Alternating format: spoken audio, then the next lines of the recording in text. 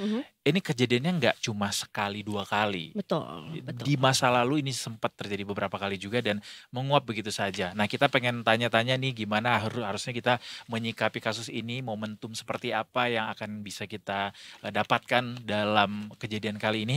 Kita akan bergabung bersama Wahyu Susilo, Direktur dari Migrant Care. Kita akan ngobrol-ngobrol sama beliau. Selamat sore. Selamat sore. Selamat sore, Mas. Apa kabar sore hari ini, Ya, Pak Wahyu? Benar, tadi kita mau bilang selamat baik. Tahun Baru Ya. Imlek. Tapi sepertinya Pak Wahyu juga tidak merayakannya, tapi menikmati bersama liburnya. Nah, Liburnya ya Pak Mas Wahyu ya. masalahnya mungkin tidak terlalu Ya. menikmati liburnya karena memang ada satu case gitu ya, ada satu bahasan yang juga tentunya kita akan cari tahu lebih dalam lagi sama Pak Wahyu nih. Bahwa sebetulnya boleh correct me if I'm wrong ya Pak Wahyu, bahwa ini sudah 7 hari peristiwa penembakan ke 5 WNI ya, yang kemudian juga menggugurkan 1 korban lah ya. Apa yang kita harus tahu mengenai kronologi atau peristiwa ini Pak Wahyu? Ya, saya kira kan yang beredar luas adalah bahwa pekerja atau 5 orang WNI yang ditembak sama otoritas bersenjata Malaysia ini adalah pekerja migran yang undocumented ya, yang selalu dikatakan ilegal atau apapun gitulah. Nah, kemudian ada yang meninggal dunia. Nah, yang dalam beberapa hari yang lalu kan yang merilis ini baru polisi Diraja Malaysia bahwa menyatakan mereka itu melawan, mereka itu nyebrang tanpa izin seperti itu gitu. Nah, tentu kita juga beri apresiasi ya untuk teman-teman di perwakilan Republik Indonesia untuk juga mencari informasi-informasi alternatif gitu ya. Ternyata dalam beberapa interview, karena kemudian teman-teman perwakilan di luar negeri kan mulai kemarin bisa mendapatkan akses ya untuk mendapatkan informasi dari mereka. Teman-teman ini atau korban ini bantah bahwa mereka melakukan perlawanan. Bahkan kalau pernyataannya polisi Diraja Malaysia, mereka membawa senjata tajam. Nah, itu tentu hal-hal yang dianggap memberatkan, padahal di dalam SOP di negara manapun ya, ketika warga sipil tanpa bersenjata berhadapan dengan otoritas bersenjata, ketika otoritas bersenjata itu memegang senjata yang mematikan, langkah-langkah yang harus dilakukan untuk melakukan tindak hukum itu apalagi dia pegang senjata dan warga sipilnya sama sekali enggak, itu harus terukur. Pertama misalnya langkah persuasif, kemudian yang kedua kalaupun masih ada perlawanan itu melakukan tindakan melumpuhkan tapi tidak mematikan. Nah, ini yang dilakukan adalah tindakan mematikan. Ada 1 korban meninggal dunia dan 4 kemudian mengalami luka serius di situ. Nah, kalau tekanan Migrant Care, kasus ini terjadi berulang kali. Bahkan kalau kita lihat sepanjang 20 tahun terakhir, 2005 sampai 2025, itu ada 75 warga negara Indonesia yang meninggal sia-sia karena perlakuan dari aparat otoritas bersenjata Malaysia ini. Seperti itu, Mbak. Dan informasi yang kami himpun ini juga tidak terjadi pertama kalinya, Pak ya. Dari catatan-catatan sebelumnya sampai yang saat ini, intisari atau mungkin apa yang sudut pandang yang dilihat Pak Wahyu dari terjadinya kasus ini berulang gitu? Ya, akar masalah ini adalah ada cara pandang yang diskriminatif, cara pandang yang stigmatisasi, menstigma pekerja migran yang undocumented itu sebagai pelaku, kalau dalam bahasa Melayunya itu sebagai pelaku jenayah, pelaku kriminal, seperti itu. Ada stigma. Kalau bahasa Malaysia itu namanya indon, gitu. Indon itu sangat negatif sekali, dan itu juga pemberitaan tentang itu juga ditulis. Indon ditembak mati oleh polis karena mereka pelaku jenayah, gitu. Jadi ada prasangka-prasangka buruk yang saya kira ini harus menjadi PR ya dari pemerintah untuk mengatasi persoalan seperti ini. Benar bahwa mereka pekerja migran yang undocumented, tetapi di dalam perspektif hak asasi manusia, dalam status apapun, selama dia warga negara Indonesia, adalah kewajiban dari pemerintah untuk memberikan perlindungan terhadap mereka, seperti itu. Dan kalaupun mereka melakukan kesalahan, tidak boleh ada, kalau dalam bahasa hak asasi manusia itu summary execution ataupun extrajudicial killing, karena tindakan hukum itu kan baru bisa dilakukan dengan putusan pengadilan. Nah, ini kan tanpa putusan pengadilan dia langsung melakukan eksekusi seperti itu. Ini tentu adalah pelanggaran hak asasi manusia. Artinya di situ ada indikasi bahwa kedaulatan Indonesia justru yang dipertaruhkan, Pak Wahyu. Ya, saya kira ini bukan ya, kalau soal kedaulatan, soal geopolitik, ya soal ya geopolitik apa ini memang ada di wilayah Malaysia ya. Tetapi dalam konteks adalah kedaulatan manusia, dalam konteks keamanan manusia, human security, seperti itu. Demikian juga kan, saya kira kan ya mungkin tidak apple to apple.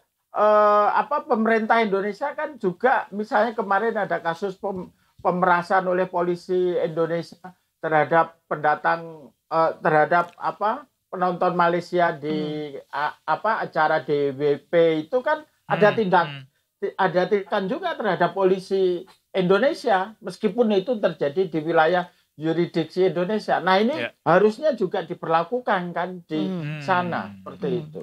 Jadi ini sesederhana bagaimana negara bisa mengamankan warga negaranya ya, dimanapun warga negaranya berada, begitu Pak ya?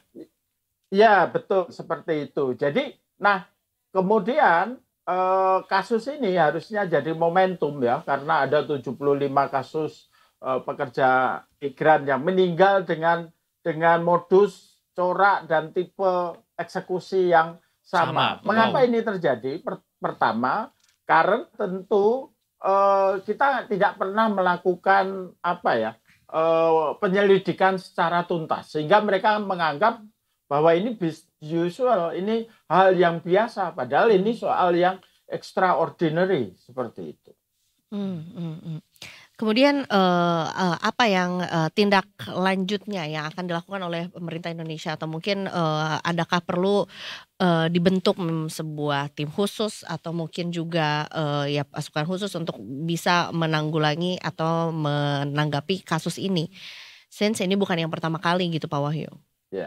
Ya, saya kira secara kasuistis memang perlu ada investigasi ya mengenai kasus ini.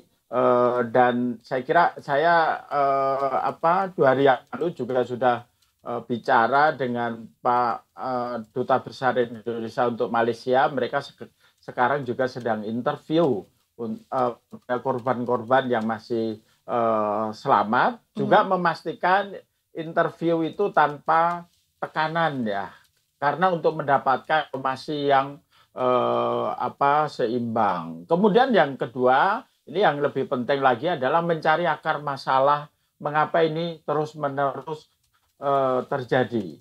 Akar masalah utama memang ini adalah karena status mereka sebagai migran yang undocumented, tentu ini juga harus menjadi perhatian. Karena persoalan utamanya sebenarnya memang mengapa begitu banyak pekerja migran yang kita yang tidak berdokumen ketimbang yang berdokumen. Kalau menurut demografi ketenaga kerjaan di Malaysia, pekerja migran kita yang undocumented atau non prosedural itu jumlahnya sekitar 3 juta. Sementara yang dokumen hanya sekitar 1,5 juta. Artinya dengan jumlah yang begitu banyak tentu ini masalah yang sistematik, masalah yang perlu penanganan dan mencari akar masalah. Nah, kita ketemu akar masalahnya sebenarnya dari analisis migrant care adalah mengapa banyak orang memilih untuk menjadi undocumented migrant worker. Karena untuk menjadi buruh migran resmi atau prosedural, biaya penempatannya masih sangat tinggi.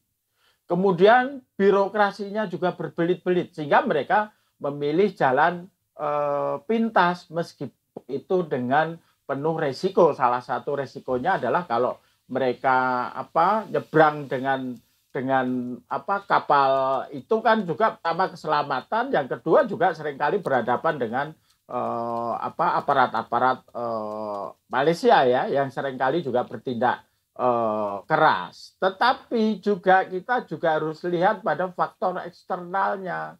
Malaysia juga menerapkan standar ganda dalam kerja migran yang undocumented. Sebagian besar perusahaan-perusahaan perkebunan Malaysia, Felda, kemudian proyek-proyek infrastruktur di Malaysia itu terbanyak mempekerjakan pekerja migran kita yang undocumented, yang tidak berdokumen. Mengapa?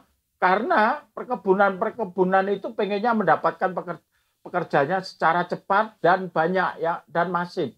Kalau ingin mendapatkan cepat, masif dan banyak, kalau melalui cara-cara prosedural, birokrasi yang berbelit itu sangat tidak masuk akal sehingga mendapatkan dengan cara pintas juga mempekerjakan secara undocumented, mereka tidak bayar pajak pekerja asing, bisa bayar di bawah standar karena tidak melalui proses yang resmi dan sewaktu-waktu bisa di PHK. Nah, ini kan resiko ini ditanggung oleh teman-teman migran yang undocumented. Mereka kemudian punya potensi dikriminalisasi. Nah, apa standarnya? Pemerintah Malaysia tutup mata terhadap para pengguna jasa yang mempekerjakan pekerja migran secara undocumented. Tidak ada penghukuman, tidak ada kriminalisasi terhadap para pengguna jasa di sana, majikan-majikannya, perusahaan-perusahaan perkebunan di sana seperti itu. Ini kan standar ganda seperti itu. Tapi dari catatan Migrant Care, kenapa sih Pak kasus-kasus sebelumnya itu bisa menguap begitu saja gitu Pak? Apa yang menjadi bottleneck? Iya, karena kita tidak pernah melakukan penuntutan secara menyeluruh, secara tuntas ya Mas ya. Jadi kasus ini 2005, 2025, kemudian juga dulu belum rame-rame, sekarang no viral, no justice gitu ya. Ya ketika kasus itu yang rame, saya ingat tahun 2012 itu ada juga penembakan 3 pekerja migran asal Lombok Timur, mayatnya dipulangkan, diotopsi ulang, beberapa bagian tubuh di dalamnya udah hilang. Ada isu kemudian organ tubuhnya dicuri seperti itu. Nah itu yang tetapi kemudian tidak ada pemantauan lebih lanjut, juga tidak ada desakan dari pemerintah untuk menuntaskan ini. Nah ini kan dan ini kemudian berlangsung lagi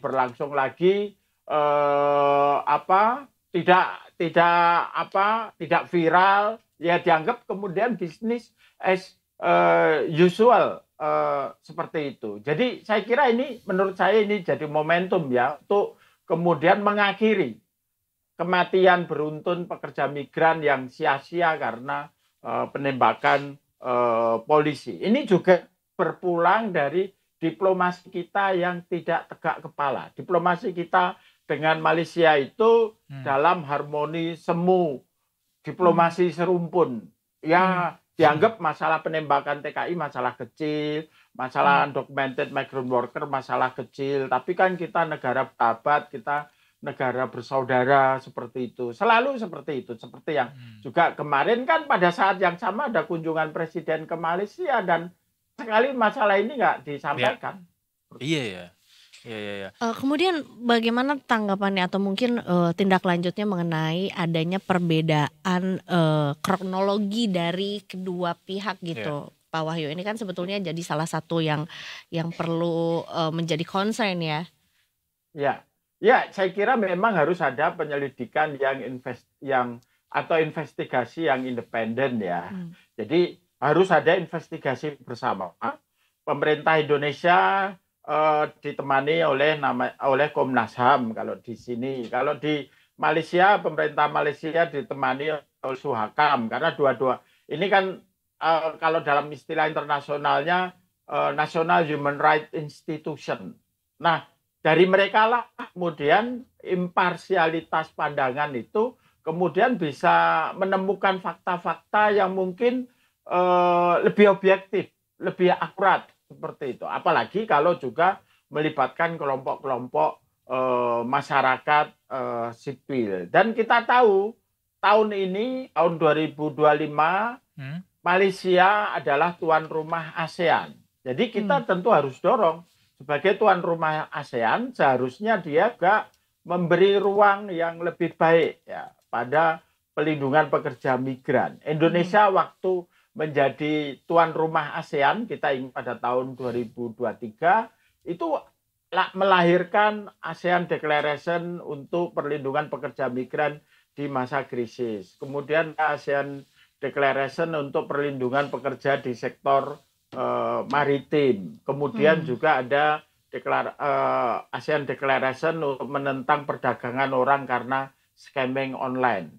Nah, itu kan ada kontribusinya. Nah, tentu Indonesia juga sebagai negara yang kuat di ASEAN bisa mendorong seharusnya Malaysia lah yang pada saat menjadi ketua ASEAN lebih ramah pada pekerja migran. Dan kita bisa ajak negara-negara yang juga punya pekerja migran di Malaysia seperti Filipina, kemudian Thailand, Kamboja, Laos, itu juga bersuara yang sama.